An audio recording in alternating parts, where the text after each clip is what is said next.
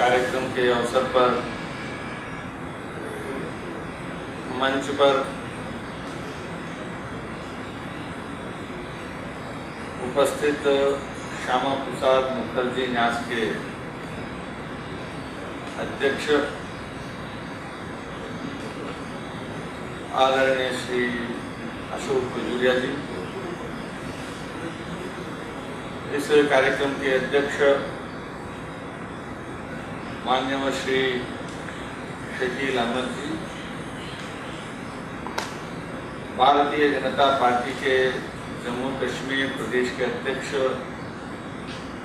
माननीय श्री युगल किशोर जी, इस कार्यक्रम के संचालक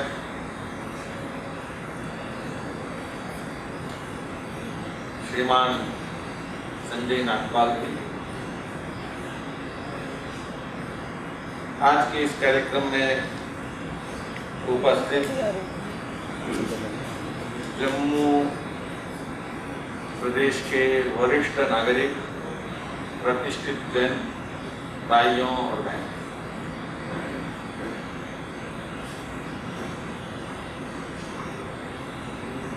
जम्मू कश्मीर के साथ जैसे परिचय में बताया, मेरा संबंध रहा और जिस प्रकार से आतंकवाद का दौर था पूरे जम्मू कश्मीर में, उस समय 91, 91, 92, 93 ऐसे 3 वर्ष पूरे प्रदेश में बड़े विस्तृत दौरा करने का मुझे मौका मिला।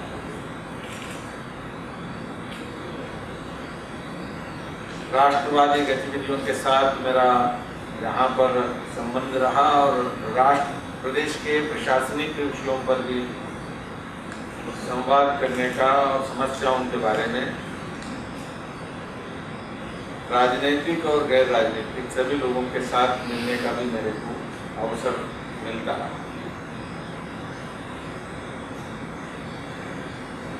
भारतीय जनता पार्टी में तो मैं बहुत नया हूँ, राष्ट्रीय महामंत्री तो हूँ, लेकिन विचार की दृष्टि से इस आंदोलन के साथ मेरा संबंध बहुत पुराना है। जैसे परिचय में भी बताया कि संपूर्ण देश में छात्र आंदोलनों से लेकर के सामाजिक स्वावलंबन के आंदोलनों तक मेरे को मिलने का, काम करने का मौका मिला।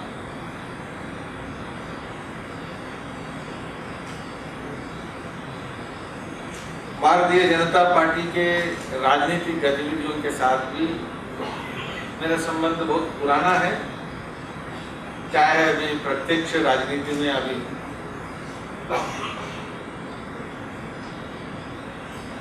आज का जो विषय है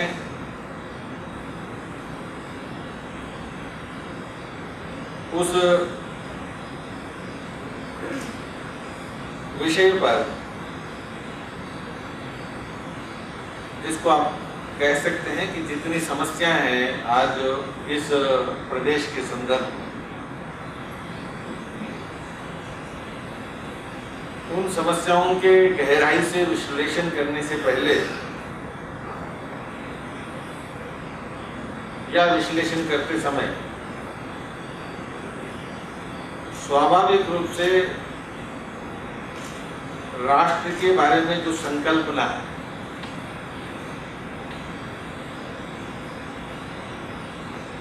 चाहे राजनीतिक लोगों का हो, चाहे गैर राजनीतिक लोगों का हो, चाहे जम्मू कश्मीर में रहने वाले या कश्मीर में रहने वाले या जम्मू में रहने वाले या दिल्ली और अन्य हिस्सों में रहने वाले, उनमें कई बार आपको देखने में आता है कि राष्ट्र की जो संकल्पना है, उस संकल्पना के बारे में कई धारणा है, कई आयाम है, कई लोगों की कई प्रकार से सोच।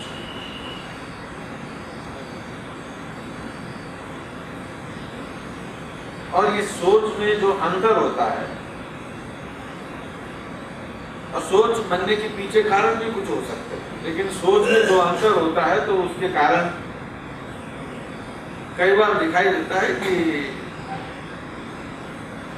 राष्ट्र की संकल्पना और वो आज आकर के देश के देशभक्ति के संदर्भ में और देशभक्ति के संदर्भ में जब होता है तो उससे आगे बढ़कर के देश के साथ सोचने का जो मामला बनता है उस मामले के बारे में अलग अलग धारणाएं होते हैं, अलग अलग इस हिसाब से प्रकटीकरण होता है। उसके कारण फिर संघर्ष बनता है। संघर्ष तो विचारों में बनता है, बाद में फिर संघर्ष विचारों से आगे जाकर फिर कई टकराहट के हो जाता है, जिसको कॉन्फ्लिक्ट।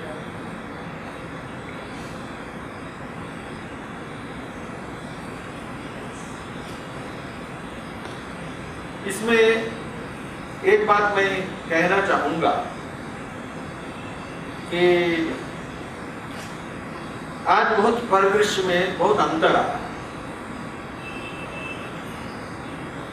राष्ट्रीय स्तर पर भी अंतर आया, अंतर्राष्ट्रीय स्तर पर भी बहुत अंतर आया।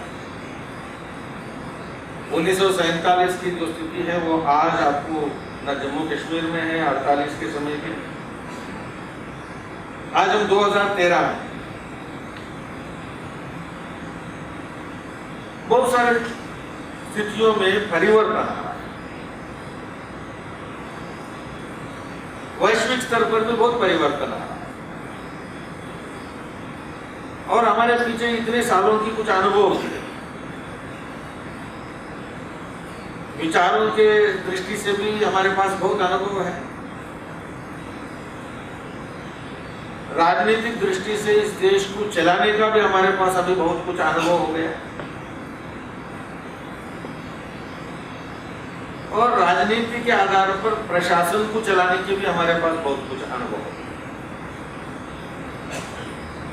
आज हम ऐसी स्थिति में नहीं है कि 1947 में हम देश के नाते आजाद हो गए थे तो देश को चलाना और हम चला रहे हैं, हम चलाने वालों लोगों के पास चलाने की कोई बहुत अनुभव उस समय नहीं था, इसलिए आज हमारे पास अनुभव भी है। मुझे लगता है कि एक समय है कि सबको इन सारे बातों के आधार पर, इन अनुभवों के आधार पर हम खुद समीक्षा करने का समय आ गया और आपस में अपने अनुभवों के आधार पर, हमारे वैचारिक संकल्पनाओं के आधार पर संवाद करने का भी संभावना है, एक दूसरे के साथ चर्चा करने की भी संभावना है। चर्चा भी कर सकते हैं, खुद समीक्षा भी कर सकते हैं और उसके आधार पर आगे की जो संभावना है उसके बारे में हम सही कल्पना भी बना सकते हैं और आगे की संभावनाओं की कल्पना जब है तो हम ये खोजा जा सकता है कि इसमें संघर्ष विहीन समन्वय का कोई रास्ता है क्या। हमारे जो टकराहट है हमारे देश में इस राष्ट्रवाद को, राष्ट्र के संकल्पना को लेकर बहुत सारे चीजों में कोई टकराहट को कम करते हुए कोई समन्वय की भावना से हम आगे बढ़ सकते हैं क्या। हमें कुछ सीख अभी प्राप्त हुआ है क्या जिसके आधार पर हम आगे जा सकेंगे, इस बात पर विचार करने का एक बहुत अच्छा मौका है और इस अवसर को हमें उपयोग करना चाहिए। हम अपनी भावनाओं में लगातार जा रहे हैं और समीक्षा हम करने के लिए तैयार नहीं है और आगे की संभावनाओं के बारे में समन्वय की कुछ रास्ते बनाने के लिए हम तैयार नहीं हैं। ये स्थिति की कोई आवश्यकता नहीं। उसी बात को ध्यान में रखते हुए मुझे लगता है कि जो आज का कार्यक्रम ये आयोजन किया है उसमें पहली बात मैं इस बात को रखते समय कहूंगा कि अपने देश में, ये देश जिसको आप देश कहते हैं, ये देश बना है संविधान के आधार पर।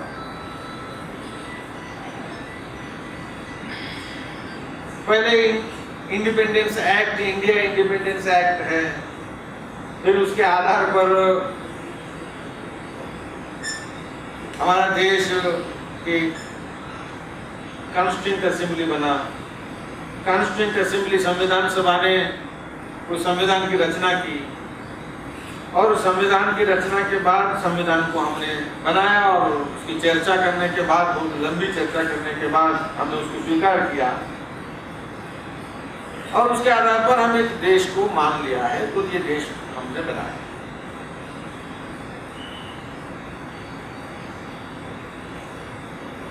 जिस भावना के साथ वंदे मातरम और जिस भावना के साथ इस राष्ट्र की एक मां के नाते मानना और परिकल्पना करना, और उसके नाते हम उस देश में रहने वाले सारे लोग उस मां के संतान हैं, ये एक इमोशनल वर्ल्ड, भावनात्मक एक दुनिया है। कई बार ऐसा लगता है कि जो संविधान के आधार पर देश मानते हैं, उसको लगता है कि ये भावनात्मक दुनिया ठीक है, और इसकी कई इंटरप्रिटेशंस हैं। देश के बारे में, राष्ट्र के बारे में बहुत सारे इंटरप्रिटेशंस इस विश्व में है। पहली बात तो मैं ये कहना चाहूंगा पहले शुरुआत में, भारत में बैठकर देश और देश की अखंडता के बारे में, और देश के स्वरूप के बारे में, और देश के और संविधान के संबंधों के बारे में हम जब चर्चा करते हैं, तो भारत में जिस प्रकार से चर्चा करते हैं उस प्रकार से विश्व में कोई बहुत अनुभव नहीं। पहली बात हमें ये ध्यान में आना चाहिए कि विश्व में राष्ट्र के बारे में डिबेट अगर आप करना हो, तो भारत के बारे में, राष्ट्र के बारे में जिस प्रकार से आप डिबेट कर सकेंगे, जिस प्रकार की चर्चा कर सकेंगे, वैसी डिबेट, वैसी चर्चा विश्व के कोई अन्य राष्ट्र के बारे में करना कोई बहुत उदाहरण आपको नहीं मिलेगा। कभी कभी चीन के बारे में हो सकता है, कभी कभी जापान के बारे में कुछ हो सकता है, लेकिन जिस प्रकार के संविधान और संविधान के आधार पर देश हमारा जो बना है, हमने जहां से संविधान को लिया है, पश्चिम के देशों में ऐसी कोई बहुत इस प्रकार की संकल्पना और इस प्रकार की कोई इतिहास नहीं है जिसके आधार पर हमारे देश की विश्लेषण हम कर सकें। पहले आपको ये बात आपको समझना चाहिए, जिसको आप कहेंगे कि history of nation state, history of nationalism, ये दोनों के बारे में आप सोचेंगे तो history of nation state and history of nationalism is not very old concept in the world of debate or discourse. ये कोई बहुत पुराना नहीं है, कोई 200-250 साल का है। 200-250 साल से पहले जिसको आप modern concept of nationhood, modern concept of nation state, ये विश्व में कोई बहुत पुराना इतिहास इसका नहीं है जिसके आधार पर आप चर्चा कर सकते। अमेरिका एक राष्ट्र राज्य है, तो अमेरिका के राष्ट्र राज्य की इतिहास क्या है?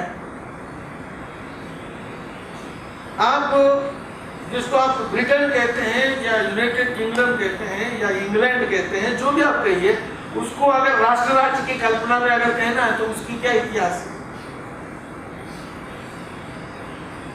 जर्मनी का भी राष्ट्र राज्य की अगर संकल्पना है, इटली, कोई भी आप इन सारे देशों को उठा करके देखेंगे तो इस राष्ट्र राज्य के संकल्पना में, इस फ्रेम में या राष्ट्रवाद की इस फ्रेम में, जिसको राष्ट्रवाद कहते हैं, इस राष्ट्रवाद की फ्रेम में विश्व में कहीं भी आप जाइए 200-250 साल पहले की आप उसकी कोई साहित्य बहुत ऐसा उपलब्ध नहीं होता है।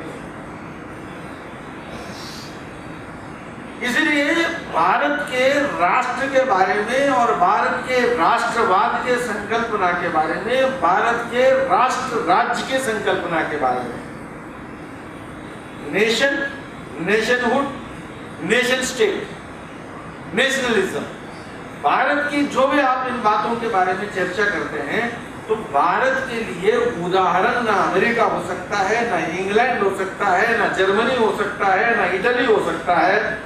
भारत को उन देशों के आधार पर, उन देशों के उदाहरण लेकर के हम हमारे राष्ट्रवाद की चर्चा नहीं कर सकेंगे। हमारे देश के अंदर राष्ट्रवाद की अगर चर्चा करना है, हमारे देश के राष्ट्र की संकल्पना के बारे में हम चर्चा करना है और हमारे देश के अंदर राष्ट्र राज्य के संकल्पना के बारे में चर्चा करना है, तो भारत के लिए भारत की साहित्य, भारत के इतिहास और भारत की परंपरा और भारत की जो भी प्राचीन घटना है वही उसकी डिक्शनरी हो सकता है, वही उनका कंपास हो सकता है। You cannot have a different compass, a different dictionary where you can get the examples through which you can get the assistance to understand the concept of nation, nationhood in this country, about this country. Bharat के बारे में ये बात हमें समझने की आवश्यकता है। अब चाहिए कि हमारे राष्ट्र की जो कॉन्शियसनेस, चेतना है, मैं कई बार कहूंगा कि जिसको कहते हैं ज्ञान परंपरा, ज्ञान धारा, knowledge stream and knowledge tradition. हमारे देश की एक नॉलेज ट्रेडिशन है। हमारे देश की नॉलेज ट्रेडिशन या नॉलेज स्ट्रीम से कट कर, by connecting ourselves with the knowledge tradition of the West, if you attempt to understand the concept of nation and nationhood in India, you will definitely fail. You will never arrive at the correct conclusion. पहली बात हमें ये समझने की आवश्यकता है। हमारे देश में जब राष्ट्र की चेतना का विस्तार हुआ, आप पुराने साहित्य वेदों में जाएंगे तो जिसको आप वेदों की उसमें जाएंगे तो अथर्ववेद में, अथर्ववेद में यहाँ पर गए, अथर्ववेद में आपको घटनाएं मिलेंगे, ऋग्वेद में मिलेंगे, जिसको कहते हैं कि पृथ्वी सूक्त। मैं जो बात अभी कह रहा हूं इसमें हो सकता है कि कई लोग पृथ्वी सूक्त पढ़ते होंगे। अथर्ववेद में पृथ्वी सूक्त में लिखा है कि जिसको 63 श्लोकों का एक मालिका है। इस धरती के साथ मेरा संबंध क्या है और हमारा और इस धरती के साथ क्या संबंध है, तो जिसको पूर्ण राष्ट्र की विकास करने से पहले जो आपको संबंध मिलते हैं, जिसको आप राष्ट्र की चेतना का जो विस्तार पूर्ण होने से पहले, जिसको कहते हैं कि मेरा और इस धरती के साथ क्या संबंध है। मदरलैंड एंड फादरलैंड कॉन्सेप्ट जो वर्ल्ड में आप मिलेगा, कोई फादरलैंड मानता है, कोई मदरलैंड मानता है, लेकिन इस मदरलैंड और फादरलैंड की कॉन्सेप्ट की जो चेतना का विकास हुआ है और हमारे भारत में जो पूर्ण विकास हुआ, उससे शुरुआत की जो दौर में आपको मिलेगा कि पृथ्वी सूक्त में, मैं कोट करता हूं, एक प्रकृति के साथ और एक धरती के साथ जो संबंध, praises of son, quote, the mother country as the land of God by the sea and fertilized by the rivers that pour down their bounty in streams of plenty. और आगे, land of hills and snowy mountains and forests giving protection to her sons, unharassed, unsmitten and unwounded, all producing mother of herbs, land where our forefathers lived and worked. उसी प्रकार land को और गुणगान करते हैं, land bearing in many places people of different speech. ध्यान रखिए, विस्तार हुआ. अरे कोई कश्मीर में गांव में बैठे हुए लोग अपनी ऊपर की कई बातें कह सकते हैं, लेकिन जिस प्रकार से जो विस्तार आपको देखेंगे तो bearing in many places people of different speech of diverse customs according to their homes, yet yielding 1,000 streams of property like a steady, unresisting milch cow. मेरा जो कहने का इसमें अथर्ववेद में डाइवर्सिटी को पहचाना गया, विविधता को पहचाना गया, बहुभाषाओं को पहचाना गया, कस्टम्स को पहचाना गया. भिन्न भिन्न परंपराएं हैं और भिन्न भिन्न पद्धतियां हैं और भिन्न भिन्न भाषाएं हैं और भिन्न भिन्न जगह हैं. कोई फॉरेस्ट में, कोई स्नोई माउंटेन्स हैं, कई समुद्र के पास है. इस प्रकार की बात अथर्ववेद ने कहा. और इसका संबंध मां और बेटे का मेरा संबंध है. राष्ट्र की संकल्पना का दुनिया में आपको पुरातन साहित्य विश्व में और इससे कहीं और नहीं मिलेगा.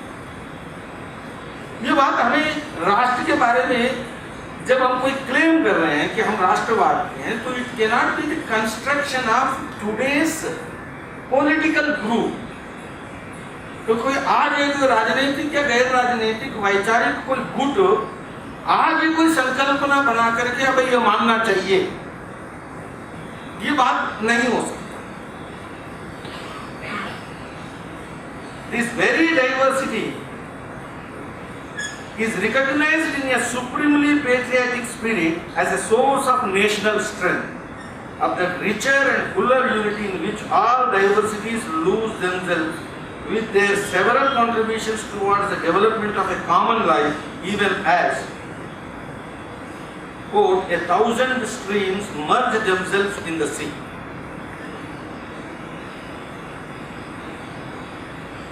विष्णु पुराण, मैंने अथर्ववेद की बात बताई, अभी मैं आपको विष्णु पुराण हमारी ज्ञान परंपरा की बात कह रहा हूं, जो समाज की ज्ञान परंपरा है.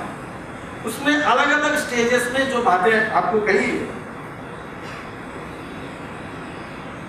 quote, it is only after many thousand births and the aggregation of much merit that living beings are sometimes born as men in Bharatvarsh.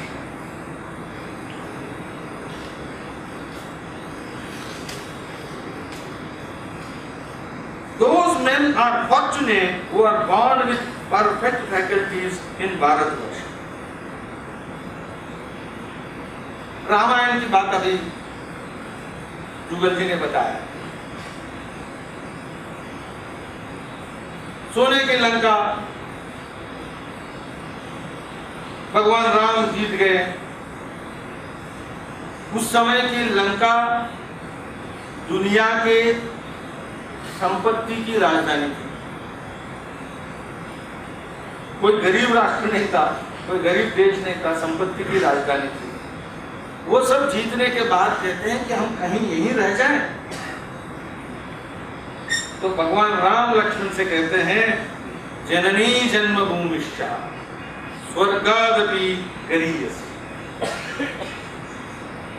राष्ट्र भी वहां प्रोनाउंस नहीं है, राष्ट्र की फ्रंटियर्स के बारे में उसमें नहीं आया, लेकिन ये बात आया है अयोध्या के कॉन्टेक्स्ट में कि जो जन्मभूमि है उसके साथ रिश्ते के बारे में एक व्यक्ति का क्या होता है। जिस देश में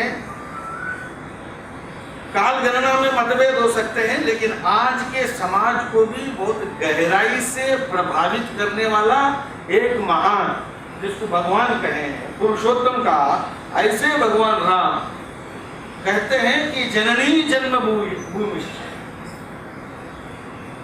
स्वर्गादपि गरीयसी।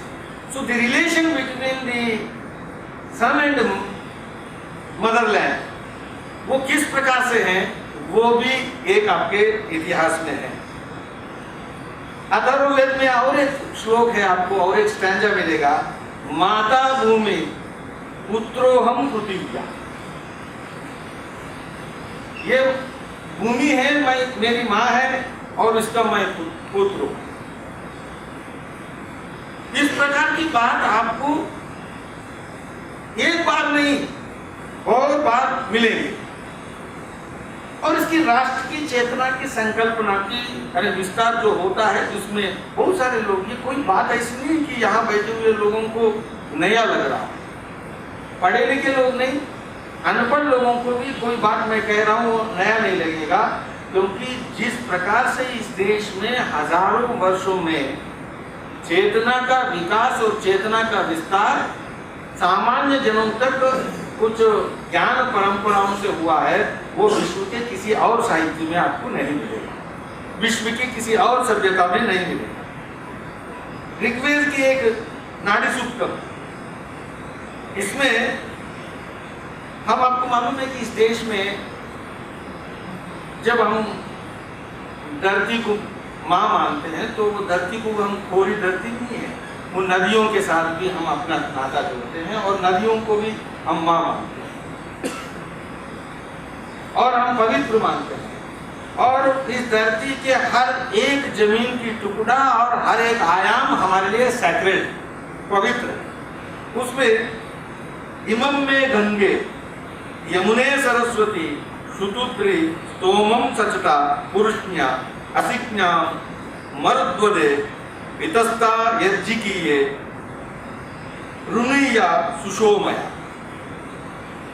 विंध्या के उस पार की नदियां इसमें नहीं।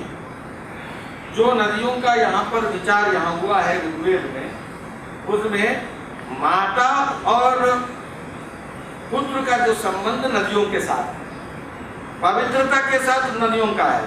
लेकिन ऋग्वेद के इस सूक्त में आपको इसका विस्तार विंध्या तक मिलेगा, विंध्या के बाद का इसमें नहीं। फिर आगे विस्तार जो होता है, आप बाद में आकर के जिसको हम आज पढ़ते हैं, कोई भी पवित्र यज्ञ, हवन या कोई शादी और कोई संकल्प लेते हैं और कोई भी नदी के सामने हम आर्घ्य देते हैं, तो तब कहते हैं गंगे च यमुने चैव गोदावरी सरस्वती नर्मदे सिंधु कावेरी जले अस्मिन् सन्निधिं कुरु। ये श्लोक कश्मीर में रहने वाला और कन्याकुमारी में रहने वाला, असम में रहने वाला और गुजरात में रहने वाला, इतने विस्तृत समाज में हर व्यक्ति जब अपने कोई पवित्र कार्य करता है, तो इस प्रकार के विस्तृत नदियों के साथ अपने पवित्र नाता जोड़ने वाला संपूर्ण समाज, जिसको कहते हैं कि पवित्रता का विस्तार करने वाला संपूर्ण समाज, विश्व में किसी भी और जमीन पे नहीं मिलेगा, किसी भी देश और धरती में आपको और नहीं मिलेगा। इसलिए राष्ट्र के प्रति पवित्रता और राष्ट्र के प्रति माता और पुत्र का संबंध और राष्ट्र के प्रति भक्ति भाव, जिस प्रकार से उस समय, जिस समय यह कहा जाता है कि पढ़ाई इस प्रकार से नहीं है, और इन सब में कहा गया। मैं और राष्ट्र के बारे में कहूं तो बहुत विस्तार से कह सकते हैं। आपके 7 माउंटेन्स, महेंद्रो मलयसयो, देवतात्मा हिमालय, विंध्या, परियात्रा, इस प्रकार की जो पहाड़ियों का सब जो 7 पहाड़ी हैं उनको पूरे देश में, यानी केवल नदियां नहीं, हमारे लिए नदियां, हमारे लिए पहाड़ियां और हमारे लिए पुण्य स्थान अयोध्या, मथुरा, माया, काशी, कांची, अवंतिका, पूरी, द्वारावती, जैवा सप्तैतान मोक्षदायिका। इस प्रकार के कई प्रकार के अपने संप्रदायों में और अपने पद्धतियों में इस देश को पवित्र मानने वाला और एक संपूर्ण एक जीवंत जीवमान इकाई के नाते मानने वाला समाज का ये चेतना दिखाई देता है। और उसके बाद विष्णु पुराण में आता है, यहाँ पर राष्ट्र की एक संकल्पना है, उत्तरम यत् समुद्रस्य हिमाग्रश्चैव दक्षिणम वर्षम तद भारतम नाम भारती यत्र संतति। यह विष्णु पुराण, ये 200 साल का तो नहीं है। हमारी कोई काल गणना में कुछ अभी मतभेद हो सकते हैं, लेकिन ये कोई ऐसा नहीं हो सकता है कि हमारे राष्ट्र के बारे में ये एक धारा है और ये जीवंत धारा है। कई परंपराओं के माध्यम से, कई पद्धतियों के माध्यम से, कई पूजाओं के माध्यम से, कई तीर्थ यात्राओं के माध्यम से इस राष्ट्र के प्रति संपूर्ण एक पवित्रता का जागरण समाज ने किया। अब ये सब किया नहीं होता। हिमालय के दक्षिण के ओर, समुद्र के उत्तर के ओर ये संपूर्ण एक भारत राष्ट्र है, ये विस्तार से चेतना जागृत नहीं हुआ होता तो सरदार पटेल जी को और उससे पहले स्वतंत्रता आंदोलन करने वालों को ये देश एक राष्ट्र और राज्य में एक मालिका में आना चाहिए। State and nation should become overlapping, ये आना चाहिए। ऐसे उनके मन में हो सकता कल्पना भी नहीं आया। और उनके मन में कल्पना भी आया होता तो वो संविधान के आधार पर कुछ बनाने की कोशिश करते तो संविधान इस प्रकार से स्थिर नहीं होता और आज इस प्रकार से लोग स्वयं मानने की जो स्थिति है, कई प्रकार के संविधानों की कई चुनौतियां हैं। कई देश बने और कई देश टुकड़े हुए। यूनाइटेड नेशंस में सदस्यता बनाने के बाद कोई जरूरी नहीं है कि वो देश वहां रहेगा। यूनाइटेड स्टेट सोशलिस्ट रूस का सदस्य राष्ट्र था, आज वो राष्ट्र एक नहीं है, बहुत सारे राष्ट्र हैं। यूगोस्लाविया पहले एक था, अभी एक नहीं है। चेकोस्लोवाकिया एक था, अब एक नहीं है। आने वाले दिनों में यूनाइटेड नेशंस ने जो पहचाना है और उसमें सदस्यता प्राप्त की है और संविधान बना करके गए और संविधान वहां दिया है और उसके आधार पर वो राष्ट्र रहेगा और उसके आधार पर वो राष्ट्र राज्य रहेगा। ये कोई यूनाइटेड नेशंस कोई गारंटी फ्रेमवर्क नहीं है कि राष्ट्र राज्य को ये हमारे पास आ गया तो हमारा सदस्यता लिया है तो बस स्टैंप लग गया। ये कोई स्थिति नहीं है। हमारा देश आज भी एक है तो वो संविधान के कारण एक है, लेकिन इसको मैं दोनों तरीके से कहना चाहता हूँ। तो संविधान भी माना गया है क्योंकि राष्ट्र की राष्ट्रीय समाज यहाँ पर राष्ट्र को एक मानने वाला समाज इतना विस्तृत है। भाषा अलग है, वेश अलग है, भूषा अलग है, भोजन अलग है, खान पीन अलग है, बोलियां अलग हैं, लेकिन एक अंतर्निहित एकता का बोध संपूर्ण समाज में इतने विस्तृत पैमाने पर होने के कारण यह संविधान की उतनी स्वीकार्यता आज भी है। दूसरा, इतनी एकता का बोध है और उस एकता में विविधता की स्वीकारने की मनस्थिति है इस समाज में, इसलिए इस प्रकार के संविधान को इस समाज ने बनाया और चलाया।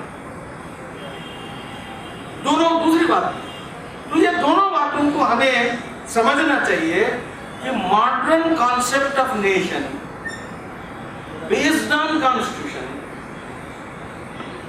has become acceptable because in this continent the people in large numbers, they have a feeling of intimate relationship with this land as a motherland in spite of its diversity.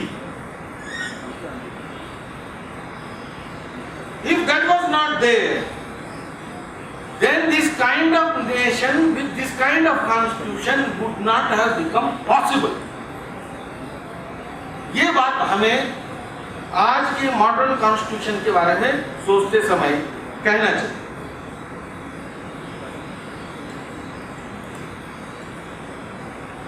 इसमें मॉडर्न कॉन्टेक्स्ट में मैं आपको कहता हूं, इसमें क्योंकि कई संप्रदाय हैं देश में, कई संप्रदायों की सोच में कई बार अंतर होता है, इसलिए राष्ट्र के बारे में हम सोचते समय राष्ट्र सब कुछ है ये समाज ने कभी नहीं माना, राष्ट्र के अलावा कुछ नहीं है ऐसा भी हमने कभी नहीं माना। राष्ट्र एक माध्यम है और एक मध्यम स्तर है ये माना है। इसमें श्री अरबिंदो ने राष्ट्र के बारे में जो लिखा वो बहुत पर्टिनेंट कोट है। In positivism Europe has attempted to arrive at a higher synthesis, the synthesis of humanity and socialism and philosophical anarchism. Anarchism of Tolstoy and Spencer have even envisaged the application of higher intellectual synthesis to life. In India, we do not recognize the nation as the highest synthesis to which we can rise. There is a higher synthesis, humanity, insanity. Beyond that, there is a still higher synthesis, this living, suffering, aspiring world of creatures, the synthesis of Buddhism, Charachara Prakriti. There is the highest of all, the synthesis of God, and that is the Hindu synthesis, the synthesis of Veda, जिसको आप कहेंगे कि इस्लाम भी कहना हो, हिंदू भी वेदांत भी कहना हो, तो मोनोथीइज्म, कि भाई संपूर्ण उसके पीछे एक जो शक्ति है वो हाईएस्ट है।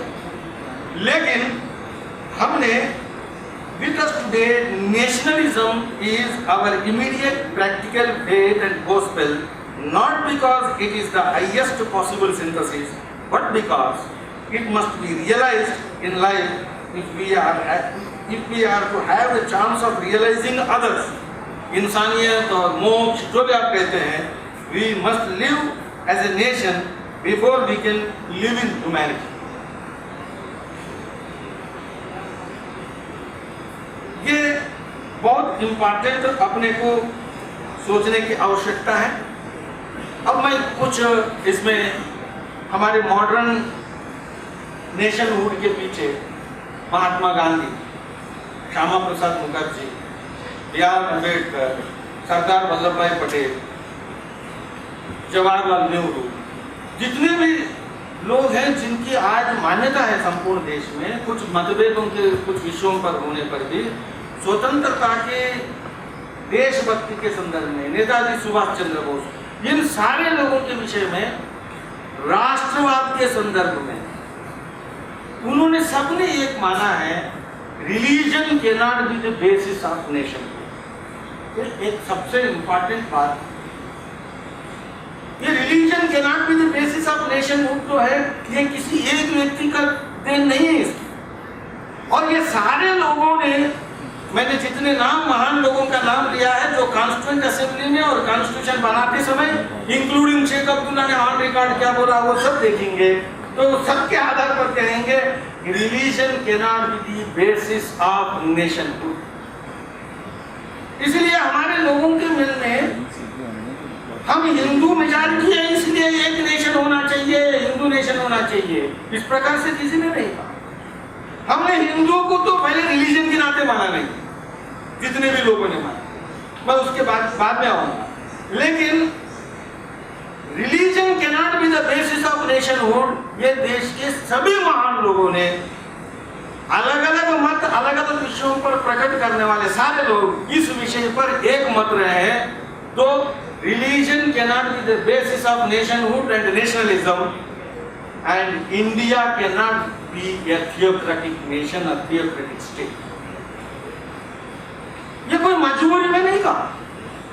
जिस राष्ट्र की मैंने कहा कि different customs, different traditions, different languages, different तरीके, उसके बाद भी हम एक है, ऐसा अथर्ववेद में कहा, ऐसा ऋग्वेद में कहा, ऐसा हिमालय से लेकर समुद्र के बीच में रहने वाले सारे भिन्नताओं के बाद भी हम एक है, ऐसा जिस विष्णु पुराण में कहा, ऐसे परंपराओं के अंदर जागृत और चेतना युक्त लोगों की सभ्यता बनने के कारण उनमें से निकले हुए इस देश की सभ्यता की, संस्कृति के ये जो नेतागण है, उन्होंने कहा कि ये देश एक संप्रदाय का नहीं हो सकता और सांप्रदायिकता का आधार पर कोई देश नहीं हो सकता और थियोक्रेटिक स्टेट नहीं हो सकता।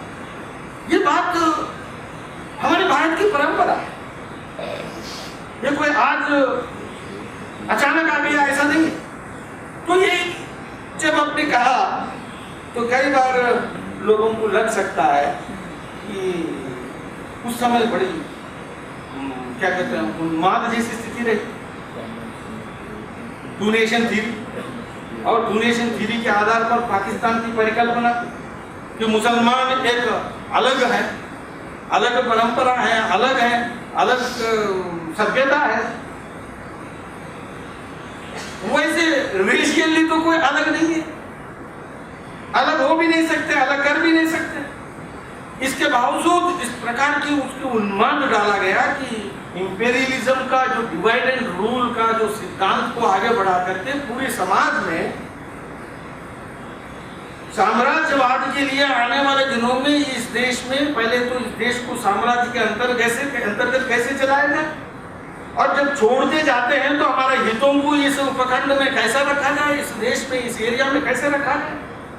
तो ऐसे में लोगों ने सोचा कि ये डिवाइड एंड रूल चला और उसके अंतर्गत ये अलग है, ये बनाने की कोशिश की और इसके आधार पर पाकिस्तान का अंततः निर्माण।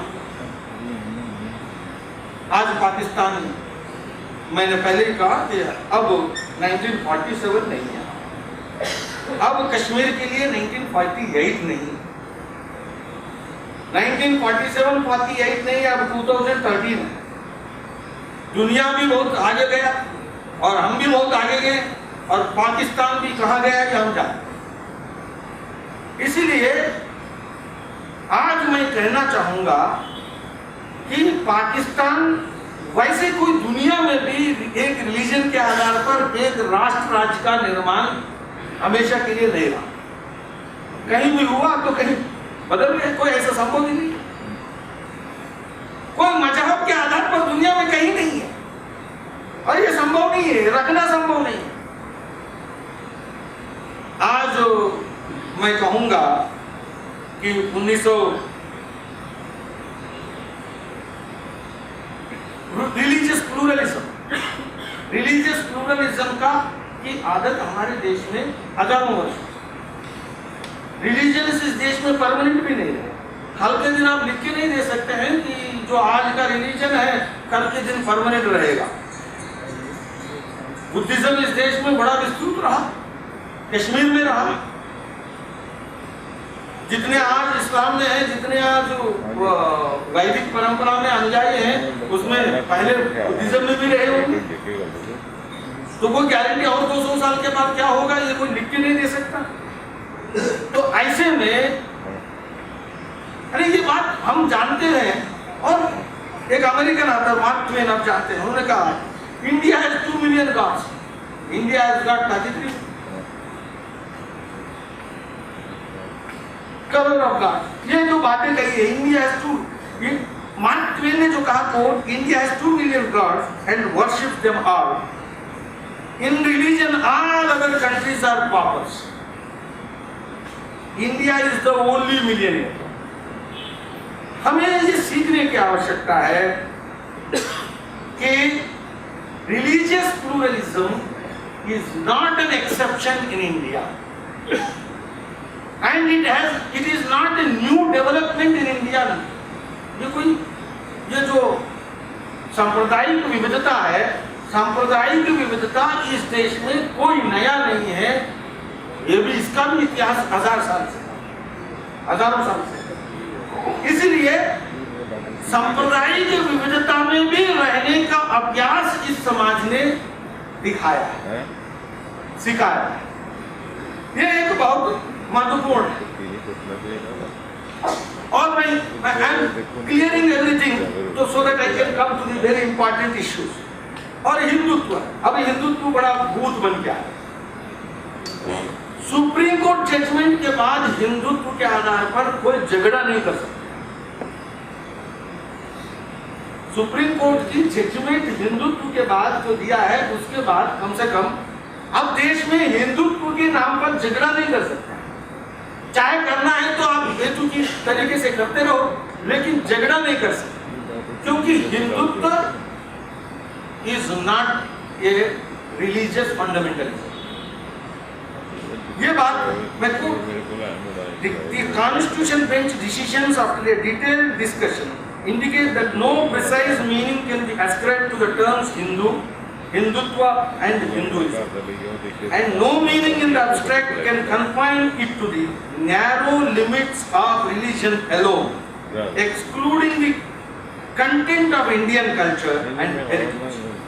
It is also indicated the term Hindutva is related more to the way of life of the people in the subcontinent.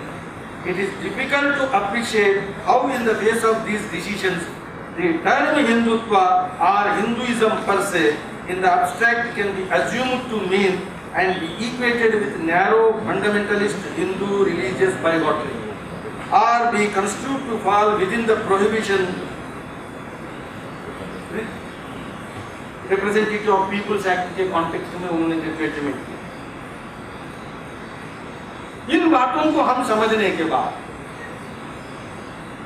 मैं मानता हूं इसमें दो एक इंपॉर्टेंट इशू है कि राष्ट्र राज्य, राष्ट्र के नाते आज संविधान के आधार पर भी और सभ्यता के आधार पर भी, संस्कृति के आधार पर भी, इतिहास और साहित्य के आधार पर भी ये राष्ट्र की परिकल्पना कश्मीर से लेकर कन्याकुमारी तक,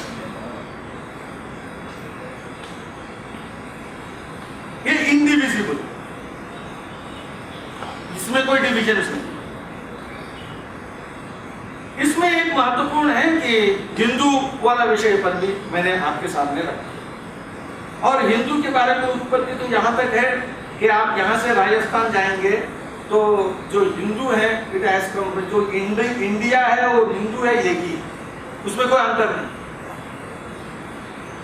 अब अभी भी मैं राजस्थान में काम किया हूँ, यहाँ जम्मू कश्मीर में आने से पहले, तो मैंने वहां देखा हिंदू का अर्थ होता है वैसे सा नहीं, अभी बोल नहीं सकते।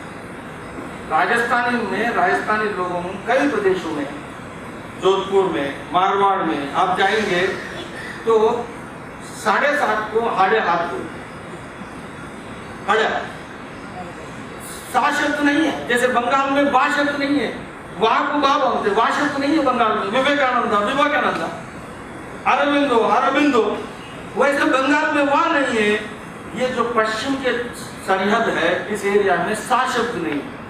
सिंधु है, जिस सिंधु को आप लोग जम्मू कश्मीर से जाती है, जिस सिंधु की हमारी सभ्यता मानी गई है, उस सिंधु को सा से नहीं बोल सकता, इसलिए वो हा। ये किसी अरेबियन ने, कई लोगों ने कहा कि अरब के लोग बोलते थे, अरब के नहीं, अब भारत के लोग बोलते हैं। आप लोग पंजाबी में भी कई शब्द नहीं है, पंजाबी लोगों को कोई शब्द बोलने के लिए वो शब्द नहीं है, वो उसमें किसी और चीज में डाल के बोलता है। तो इसीलिए हिंदू एक सभ्यता है। ये बात को कहने के बाद अब हम आते हैं कि ऐसी स्थितियों में राष्ट्र राज्य के संदर्भ में, नेशन स्टेट में, आज राष्ट्र पाकिस्तान से उस पार से लेकर के हमारे बंगाल बांग्लादेश के उस पार तक एक राष्ट्र है, अभी भी एक राष्ट्र। वहां के लोग आज उसको एक राष्ट्र के नाते स्वीकारते हैं, नहीं स्वीकारते, इससे राष्ट्र खत्म नहीं होता। राष्ट्र तो एक राष्ट्र। राज्य के नाते हम एक नहीं है।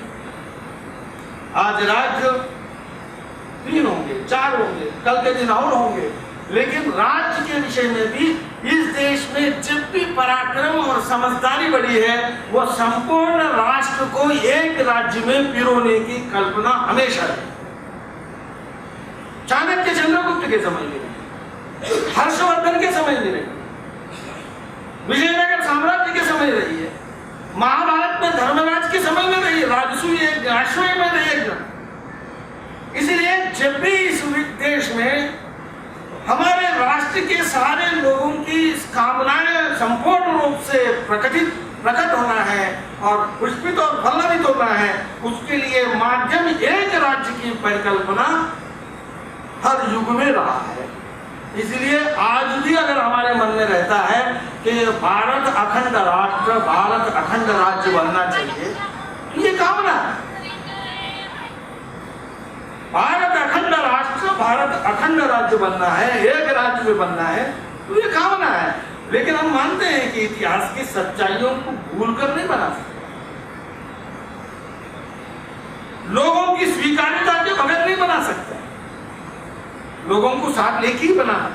हमने पहाड़ियों को पूजा है और नदियों को पूजा है और पवित्र स्थानों को पूजा है, तो हम लोगों को नहीं पूछते, ऐसा नहीं है, हम लोगों को भी पूछते हैं, क्योंकि लोग उनके बगैर कोई धरती मानेगा।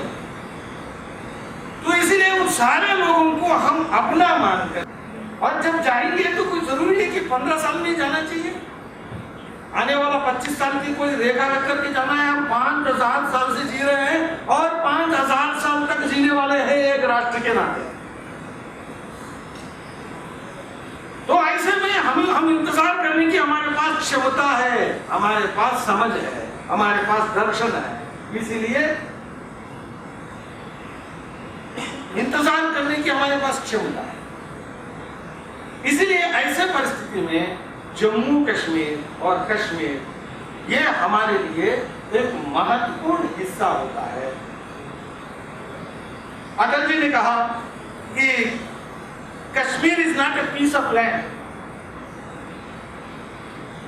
Kashmir is not merely a piece of land for us in India, nor is it important to us from only a strategic point of view.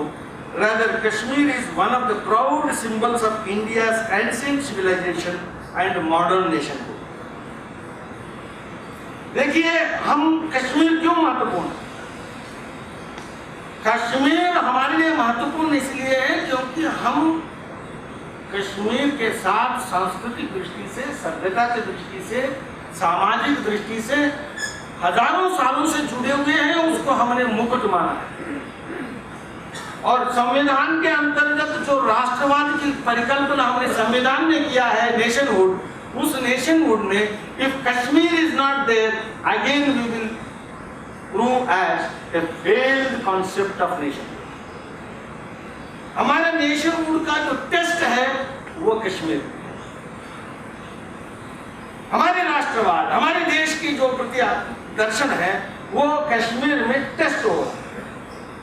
इसलिए कश्मीर में भारत कभी विफल होना नहीं चाहेगा और भारत कश्मीर में विफलता भारत के राष्ट्रवाद की जो संविधान के अंतर्गत धारणा है उसकी विफलता है।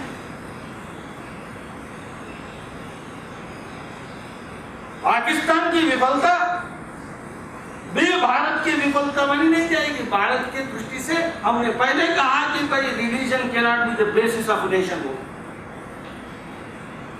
इसीलिए रिलीजन के आधार पर हम कश्मीर को न लिया है या कश्मीर को हमने एक माना भारत के साथ, और इसकी संविधान के आधार है, मैं उसमें ज्यादा नहीं जाऊंगा। हमारा एक्सेशन की दृष्टि से और एक्सेशन के बाद जिस प्रकार की हमारी जो गतिविधियां रही समाज की दृष्टि से, ये गलत है कि जम्मू कश्मीर के लोग भारत के साथ नहीं है, यह गलत है और ये तथ्यों पर आधारित नहीं, घटनाओं के आधार पर इसको आप नहीं कर सकते। हम इतने वर्षों के आधार पर ऐतिहासिक दृष्टि से fully legal. Annexation is completely complete. It's complete. It was complete. It was like any other princely state. Not only annexation, even after that, the events and incidents, all those have proved Kashmiri people, Jammu Kashmir people are always there. They have been always with India. कोई 50,000 एक बार rally में आ गए तो कश्मीरी लोग आपके साथ में, ये क्या बात हो? ये कैसे संभव? एक रैली के आधार पर ये 50,000 रैली में आए, तो रैली में नहीं आए वो कितने हैं घरों में? जिन्होंने इस जम्मू कश्मीर को भारत का हिस्सा मान करके हर गतिविधि में भाग लिया और त्याग बलिदान दिया, और इसमें एक संप्रदाय नहीं है, सभी प्रकार के संप्रदाय, सभी लोग, अभी कुछ नाम इन्होंने बताया। इसलिए भारत के अभिन्न अंग है कश्मीर, ये संपूर्ण समाज के मन में भी है। कई लोगों के फंडामेंटलिस्ट फोर्सेस हैं, उनकी कभी जनाधार कभी थोड़ा बढ़ता है, कभी कम होता है। इसका मतलब यह नहीं कि वो संपूर्ण समाज में व्यापी हो गए हैं, मैं मानने के लिए तैयार और मैं स्वीकारने के लिए तैयार। और अंत में इस विषय में एक बात और कहना चाहूंगा। 370 की धारा चली, मैं बात कहूंगा 370 की धारा जितना घिसना है वो घिस रहा है और घिसता है और घिस कर रहेगा, और ये घिसेगा और घिस कर रहेगा, ये कहने वाला घिसना चाहिए। ऐसे में जितना श्यामा प्रसाद मुखर्जी है, ऑन रिकॉर्ड नेहरू जी ने भी ये नहीं घिसेगा नहीं कहा, जवाहरलाल नेहरू ने भी ये कहा है। मतभेद इतना है कि कितना जल्दी खत्म करना है, इस पे था। 370 आर्टिकल नहीं रहेगा और वो परमानेंट आर्टिकल नहीं है, ये बात जवाहरलाल नेहरू ने कहा। B.R. अम्बेडकर, गोपाल स्वामी अयंगार, श्यामा प्रसाद मुखर्जी, सरदार वल्लभ भाई पटेल और संपूर्ण कांग्रेस की वर्किंग कमेटी। इसलिए मैं 370 आर्टिकल की बात उसमें नहीं जाऊंगा, लेकिन मैं एक बात कहूंगा कि जो लोग कहते हैं कि 370 is the guarantee for religious pluralism, to maintain the religious pluralism, to protect the religious pluralism, to protect the diversity, to protect the sub nationalism, nationalism में जो sub nationalism, to protect the language, to protect the customs, to protect the religions. मुझे समझ में नहीं आ रहा है, संपूर्ण देश में 370 नहीं है। 370 नहीं है तो गुजरात की आइडेंटिटी कब समाप्त हुआ? हमारे देश के राष्ट्रवाद की संविधान के चक्र में गुजराती आइडेंटिटी समाप्त नहीं हुआ, तमिल आइडेंटिटी समाप्त नहीं हुआ, तेलुगु आइडेंटिटी समाप्त नहीं हुआ, बंगला की आइडेंटिटी समाप्त नहीं हुआ, और जम्मू कश्मीर में जो नहीं है, भारत में मुसलमानों की संख्या में कोई कमी नहीं आई, और मुसलमानों की दृष्टि से उनको कोई ऐसा नहीं हुआ, और उनकी लैंग्वेज में, उनकी कस्टम में कोई फर्क नहीं पड़ा। केवल वो नहीं, संपूर्ण देश में माइनॉरिटीज में भी, और संपूर्ण देश में भाषाओं के संदर्भ में, मजहब के संदर्भ में 370 के बगैर इस देश के संविधान ने उन सारे अधिकारों को सुरक्षित रखा है, और इस देश के समाज ने इन सारे बातों को सुरक्षित रखा। इसलिए जम्मू कश्मीर में भी अपने पहचान को सुरक्षित रखने का गारंटी भारत की समाज है, भारत की संविधान है, जैसे सारे लोगों को रखा है। यह गलतफहमी नहीं होना चाहिए कि 370 के कारण ये हम सुरक्षित हैं। इनफैक्ट 370 के कारण क्या क्या नुकसान हुआ है वो तो 370 तो कोई रिलीजन से कोई लेने नहीं, ये बात हम कह सकते हैं। और इसमें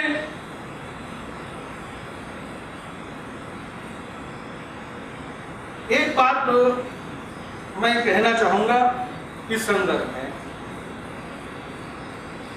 संपूर्ण जम्मू कश्मीर के राजनीतिक आंदोलन चलाने वालों को ये बात समझने चाहिए, किसी भी प्रकार की धारा। अब पाकिस्तान विश्व में कोई स्वाभिमान से लेने वाला नाम नहीं। मैं उसका अपमान नहीं कर रहा, मैं बात कह रहा हूं कि Pakistan is facing now 2 challenges. It has to pass in coming days, coming years. One, Pakistan as a state, it is failing. As a state, राज्य के नाते पाकिस्तान जो है आज सबसे अस्तित्व के सामने उसकी चुनौती, उसको सामना करना पड़ा। So no, Pakistan as a state, it is failing. Now even Pakistan as an idea is facing the existential crisis. ये बात आप ध्यान रखें। ये भारत के कारण नहीं है। कोई भी संपूर्ण देश विश्व में किसी देश का अस्त हुआ है तो हर बार दूसरे देश हड़पने से हुआ है, ये नहीं। कई देश ऐसे अस्त हो गए हैं जो दूसरे देशों के हड़पने से, अतिक्रमण से और आक्रमण से नहीं हुए, आंतरिक अंतर विरोधों के कारण से भी हुए, आंतरिक खोखलापन से भी हुआ है और आंतरिक कई और कारणों से जिसके आधार नहीं था और आपने उस पर बनाया, उसके कारण से भी हुआ है। इसीलिए Pakistan is now facing twin challenges. One is a challenge of idea as an idea and a challenge as a state. It's facing twin challenges. तो ऐसे में जम्मू कश्मीर में जो राजनीतिक आंदोलन चलाने वालों के सामने 2 प्रश्न खड़े हैं। एक, religion as a basis of nationhood, इसके आधार पर आने वाले दिनों में विश्व में कोई मानने के लिए तैयार नहीं। Religion cannot be the basis of nationhood if in Pakistan, even in other places. तो एक महत्वपूर्ण बात है। दूसरा, पाकिस्तान जो खुद की चुनौती सामना कर रहा हो और वह पाकिस्तान की मोरल सपोर्ट पर, पॉलिटिकल सपोर्ट पर और टेबल के नीचे से दिए जाने वाले सपोर्ट पर, जिसको सामने बोला ही नहीं जा सकता, उस सपोर्ट पर जम्मू कश्मीर में 1947 से 2013 तक जो नहीं कर पाया, 2013 के बाद कर पाएंगे, ये कामना और कल्पना करना कुछ नहीं। एक महत्वपूर्ण विषय है ये समझने की, और ये केवल सामरिक विषय नहीं है, ये आंतरिक समझ की विषय है। इसलिए मैं कहूंगा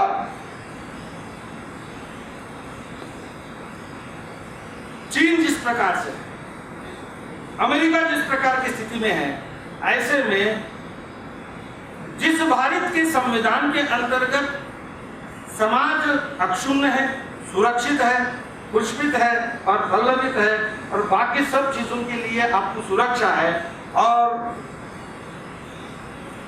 दुनिया में कोई, इवन आपको उस जमाने में 1947 में भी कोई इंडिपेंडेंट स्टेट होता तो वो कोई कल्पना नहीं थी कि कोई सच में यूएनओ की मेंबर बनने वाला देश की कल्पना नहीं थी, ऐसे स्कोप भी नहीं। आप पुराने जो पैरामाउंट्स की एग्रीमेंट्स को आप पढ़ेंगे तो आपको ध्यान में आ जाए। तो इसलिए मेरा मानना है कि इस बात को ध्यान में। दूसरा एक महत्वपूर्ण बात मैं यहाँ कहना चाहूंगा, सेपरेटिस्ट मूवमेंट जो कश्मीर में चल रहा है, जिसका आधार रिलीजियस नेशनलिज्म, बोले कुछ नहीं लेकिन religious nationalism has no ground and legitimacy और frequent cleansing gives an image that Kashmir की जो सेपरेटिस्ट मुस्लिम्स हैं are not comfortable in a secular framework. Secularism will not survive if separatist movement gains in Jammu Kashmir. क्योंकि secularism कहीं रहा ही नहीं, कहीं है ही, जहाँ ये सेपरेटिस्ट जो इनकी जो कॉन्सेप्ट है, यूटोपियन कॉन्सेप्ट, जहाँ जहाँ ये सफल हुए हैं वहाँ कोई सेकुलरिज्म को तो कहीं माना नहीं। इसलिए ये जहाँ आगे बढ़ेंगे तो सेकुलरिज्म पहला विक्टिम होगा। 1947 से लेकर भारत में सेकुलरिज्म को कोई खतरा नहीं है, लेकिन सेपरेटिस्ट जम्मू कश्मीर में आगे बढ़ेंगे तो उस दिन सेकुलरिज्म नहीं रहेगा। और दूसरा मैं महत्वपूर्ण बात कहना चाहूंगा, पाकिस्तान वो ताकत नहीं है जो 1947 में है, 1965 में है और बाकी समय में है। आज विश्व के स्तर पर भी पाकिस्तान को वो सम्मान और वो पहचान नहीं है। ऐसे में मेरा तो कहना है कि इस बात को हमें ध्यान में रखें। मैं और महत्वपूर्ण बात और अब कह रहा हूं कि जम्मू कश्मीर की भविष्य को हम कल्पना करते समय, the Muslims in Jammu Kashmir are as diverse as Hindus of Jammu Kashmir and as diverse as Hindus of rest of the country. यानी पूर्ण देश में जैसा हिंदू के अंदर विविधता है, उतनी ही विविधता जम्मू कश्मीर के मुसलमानों में है। इसलिए कोई कहेंगे कि I am the representative because they represent the Islamic following. इसको हम राष्ट्रवाद के लोग जो विविधता में एकता को दर्शन करते हैं और विविधता को उतना ही सम्मान करते हैं जितना एकता को करते हैं, वे लोग हम कहते हैं कि इस जम्मू कश्मीर के मुसलमान उतना ही अलग अलग है। उनमें भी ऐसी कई परंपराएं हैं जो भारत की सांस्कृतिक धारा के साथ जुड़े हुए। जम्मू कश्मीर बहुत लंबे समय से काटे। मैं आज कह सकता हूं 1948 में यूनाइटेड नेशंस में जनवरी 1 तारीख को नेहरू जी, जवाहरलाल नेहरू जब लेके गए थे, एक रोमांटिसिज्म, एक आइडियलिज्म। मैं जवाहरलाल नेहरू की देशभक्ति पर मेरा कोई प्रश्न चिन्ह नहीं है, लेकिन जवाहरलाल नेहरू जी की प्रशासनिक अनुभव और आदर्शवाद की और व्यवहारिकवाद के बीच में जो उनकी जो भटकाव, उसके कारण देश बहुत घाटे लगा। आज एक बार कल्पना करो कि जो आपको आज असंभव लग रहा है वो उस दिन संभव था। हम जो काम 1948 से पहले करते आए हैं वो पूरा कर सकते थे। आज पाक ऑक्युपाइड कश्मीर नामक की कोई जमीन नहीं होता। हमारी सेना जा रही थी, कोई सेना हम जीतने में दिक्कत थी इसीलिए गए, ऐसा नहीं था। इतिहास गवाह है, तथ्य वहां पर है। तो केवल ये है तो आदर्शवाद। और आपको मालूम है territorial dispute was not taken to security council. आपको जानकारी के लिए बताऊं, यूनाइटेड नेशंस में security council is not the forum to adjudicate the territorial disputes. Security council is the forum to जज, to monitor, to regulate about the problems of international peace and security. इसीलिए हम तो successor state थे United Nations में, हम नया member नहीं था। हम ब्रिटिश इंडिया का वारिस थे। पाकिस्तान नया स्टेट था, पाकिस्तान नया मेंबर था। हम वहां पर लेके गए, हम लड़ाई जीत रहे थे और हम जाके वहां बताया कि भाई ये अग्रेसर है, ये मानो। और ये भूल, ये कांग्रेस सरकार की भूल और ये नेहरू जी की भूल आज भारत के लिए बहुत कांटे का सौदा। यूनाइटेड नेशंस जो उस दिन ताकतवर नहीं थी, आज कोई बहुत ताकतवर हो गया, ऐसा नहीं। जो 1947 में नहीं कर पाए वो अभी कर पाएंगे, ऐसा नहीं। और करने की शायद जरूरत भी नहीं। जो समस्या वो नहीं कर पाए और हम उस समय कर सकते थे, नहीं कर पाए, तो भविष्य कुछ कभी हम कर लेंगे। लेकिन एक बात ध्यान रखना है कि जम्मू कश्मीर के लोग त्रासदी से पीड़ित है, इस विभाजन से पीड़ित है और ये कृत्रिम विभाजन से पीड़ित है। हमारे एक बहुत बड़ा महत्वपूर्ण हिस्सा आज भी आक्रामित है और ये केवल हमारी गलती से क्या हुआ है और आने वाले दिनों में। और दूसरा मैं आपको कहूंगा, 1953 में 11 मई को श्यामा प्रसाद मुखर्जी आया माधोपुर से, आपने अरेस्ट किया। भारत 1953 की त्रासदी को भूलने की स्थिति में नहीं है। और भारत के समाज राजनीतिक दृष्टि से कितना भी डिवाइडेड हो, लेकिन there is an underlying consensus. 1953 में जून 23 का वो देहांत होता है श्याम बाबू का, श्यामा प्रसाद मुखर्जी का, और उसके बाद परिस्थितियां ऐसे होती हैं शेख अब्दुल्ला को, तो कोई कम प्रभावी नेता नहीं थे और उनको जेल जाना पड़ा। उमर अब्दुल्ला जी प्रशासन के बारे में बहुत सारे जो चल रहे हैं, जो भाषण हो रहे हैं, प्रशासन पर ध्यान दीजिए। आपको प्रशासन करने का और प्रदेश के विकास करने का लोगों का मैंडेट मिला है। प्रशासन से चुनाव में वोट नहीं मिलता है, गवर्नेंस से वोट नहीं मिलता है। इसीलिए फिर से आप सांप्रदायिक दंगे के और समाज को भड़काने का कोशिश मत करिए। इस प्रदेश में शेख अब्दुल्ला से बड़ा और कोई नहीं हो सकता था, और शेख अब्दुल्ला जी भी भारत के समाज की और संपूर्ण जम्मू कश्मीर के समाज के सामने क्या हुआ है उस अनुभव से कुछ सीखिए। I can tell he's a young man even today. He must learn a lesson from his grandfather's life. Jammu Kashmir के इतिहास और शेख अब्दुल्ला जी के इतिहास से यह गवाह है कि जम्मू कश्मीर भारत के साथ झगड़ा करने की समाज नहीं है और एकता में विश्वास करती है, और ये एकता अभिन्न है। यह कोई प्रश्न चिन्ह अभी नहीं हो सकता।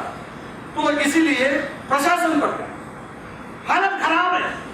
मैंने पहले ही कहा कि संपूर्ण जो मुस्लिम समाज है जम्मू कश्मीर में, वो हर प्रकार से एक रूपी है। ये नहीं,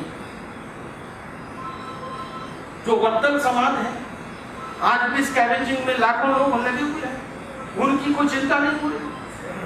गुजर बकरवाल हैं, उनकी कोई चिंता नहीं हो रही है। उनकी रिजर्वेशन के विषय में चिंता नहीं है, उनकी विकास की चिंता नहीं है। पहाड़ी जो इलाके में रहने वाले हैं उसकी कोई चिंता नहीं है। विकास पर ध्यान देना है, क्योंकि पहाड़ियों में रहने वाला और मुसलमान हो, चाहे हिंदू हो, चाहे सिख हो, चाहे पारसी हो, चाहे जैन हो, कोई भी हो, विकास के फल सबको मिलना चाहिए। यह संविधान का मूल प्रदत्त अधिकार, इसको कोई वंचित नहीं रख सकता। राज्य सरकार को उस पर ध्यान देना होगा। डिवाइडिंग लाइंस को बढ़ाने का कोई अधिकार नहीं। देश में आए हुए हैं, जम्मू कश्मीर में आए हुए हैं, पाकिस्तान से आए, पाक ऑक्युपाइड कश्मीर से आए हुए, इनकी चिंता कहां कर रहे हैं? क्या हो रही है उनकी? कोई नागरिक अधिकार नहीं। यूनाइटेड नेशंस में जाकर के सारे विस्थापित नागरिकों के अधिकार के लिए सारे लड़ाई लड़ रहे हैं। पाकिस्तान भी लड़ रही है, ईरान भी लड़ रही है, इराक भी लड़ रहा है, भारत भी लड़ रहा है, रूस भी लड़ रहा है, अमेरिका भी लड़ रही है। जम्मू कश्मीर में क्या हो रहा है? इन मानव अधिकारों का क्या होगा? इन विषयों में चिंता करने की आवश्यकता। लद्दाख एक बहुत बड़ी जमीन है, बहुत बड़ी भूभाग है। कश्मीर वैली जिस प्रकार के भूभाग हैं, उससे कोई महत्व में उस पर कम नहीं है। चीन अतिक्रमण कर रहा है, वहां लोग परेशान हैं, त्रस्त हैं। ऐसे में इतने बड़े लद्दाख में शासन का क्या व्यवस्था है, क्या होगा? और उसकी पहचान की चिंता, उसके अस्तित्व की चिंता, उनके अधिकारों की चिंता। If we are not able to provide justice and equity in administration for the people of Jammu and Ladakh, then we are not giving the right message to the people of the country and to people of the world that the administration and the politics which are now ruling are able to view all these people as one. सारे समाज को एक मानने वाला कभी के काम नहीं कर सकता, और इतने लंबे समय तक लंबित नहीं हो सकते। ये कोई 2 साल के नहीं, ये कोई 4 साल के मुद्दे नहीं। और इसलिए इन बातों पर ध्यान देना, पॉलिटिकल रिजर्वेशन, एम्प्लॉयमेंट रिजर्वेशन, आपको legislative empowerment, social empowerment, educational empowerment, इन सारे समाज और इन लोगों को अभी करने की आवश्यकता है। एक महत्वपूर्ण विषय मैं कहना चाहूंगा,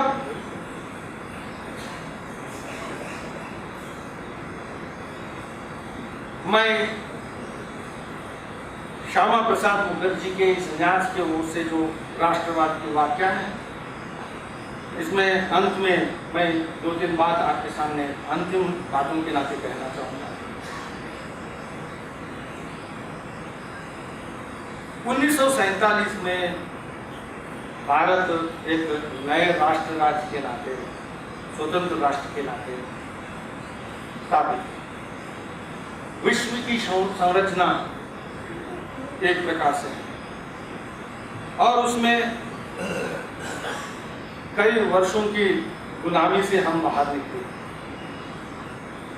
विश्व की संरचना में हमारे स्थान महत्वपूर्ण नहीं था, लेकिन विश्व के अंदर जिस बात को मैंने कहा, जो तात्विक से लेकर संविधान से लेकर के और सारे जो फ्रेमवर्क में रहने वाले समाज हैं, वो आज समाज विश्व के अंदर एक महत्वपूर्ण समाज के नाते स्थापित है। There is a clear, visible, perceptible shift. Now power is shifting towards East Asia, where India and China are important forces and nations which are emerging. The countries which had the glorious past for thousands of years, now again regaining the ground.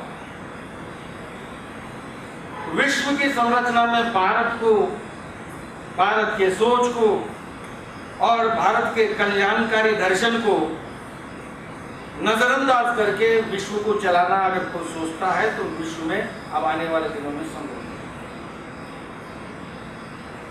है। India has a global ambition, India has a global responsibility, both, and India has stake in global peace. और इस संदर्भ में जम्मू कश्मीर हमारे लिए उस दृष्टि से सारे समस्याओं से जल्दी निजात पा करके, आतंकवाद से, सांप्रदायिकता से जल्दी निजात पाकर, मुझे कई बार लगता है विश्व में इतने लोग विस्थापित हो जाए, लाखों लोग दिल्ली में, लाखों लोग इधर, लाखों लोग उधर, कोई भी संप्रदाय का, कोई राज्य सरकार चलाने वाला कोई मुख्यमंत्री इसको कोई मापदंड ही नहीं मान रहा है कि ये लोग वापस आना भी मेरे लिए, मेरी प्रशासन का सफलता की एक मापदंड है, इसको बात भी नहीं कर रहे। तो ये आने वाले दिनों में दिल्ली में रहने वाले सरकार हो, चाहे श्रीनगर में, जम्मू में रहने वाले सरकार हो, इन सारे बातों को हम समाधान करना है।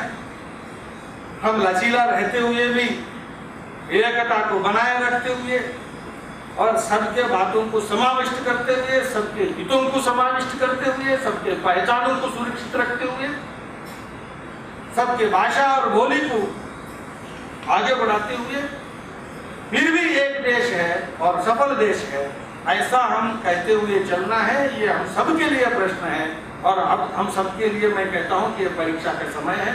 और मैं फिर से अशोक रजूरिया जी को धन्यवाद देता हूँ कि मुझे बहुत वर्षों के बाद जम्मू में प्रमुख लोगों के साथ एक अच्छे विषय पर विचार रखने का मौका दिया। धन्यवाद। जय भारत।